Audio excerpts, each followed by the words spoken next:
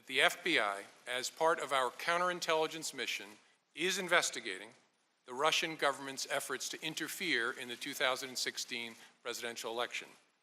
And that includes investigating the nature of any links between individuals associated with the Trump campaign and the Russian government, and whether there was any coordination between the campaign and Russia's efforts. As with any counterintelligence investigation, this will also include an assessment of whether any crimes were committed. And we're now joined from Washington by our correspondent, Philip Crowther. So, Philip, tell us more then about what we've heard so far. From FBI Director James Comey, that is pretty much it. A bombshell, you might call it. Many here in Washington knew that this was coming. The confirmation that there is an ongoing FBI investigation, not just into how Russia might have influenced the presidential election in 2016, but how members of the Donald Trump campaign might possibly have communicated with officials in the Russian government. The FBI looking at possible collusion and coordination. Now, what we heard from FBI Director Comey is very rare. He said it in his opening statement. He got the authorization from the Department of Justice to say this, to mention that there is an ongoing FBI investigation, because usually this is not the done thing. No details so far from Comey on whether there was any type of collusion, any indications as to what type of collusion might have happened, and it is very unlikely we will get that. He said already off the start, at the very start, that he would not be able to give any more details.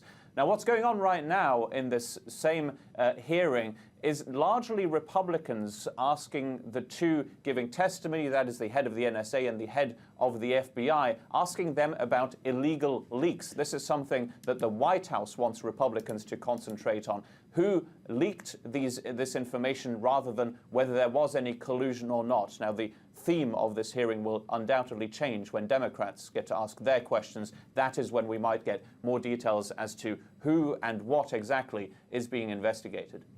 And Philip, what does Donald Trump make of this hearing?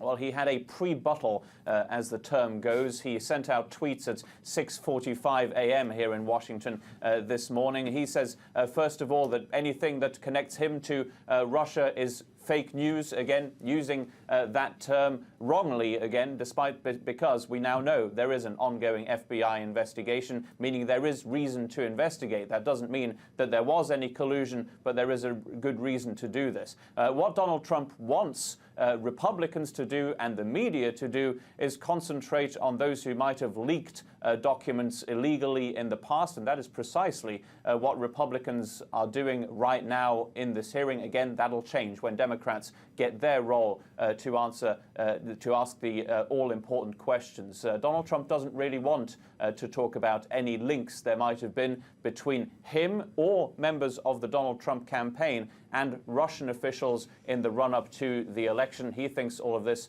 is wrong. These are stories pushed by Democrats and fake news. Of course, we know now that is wrong because there is an investigation by the FBI.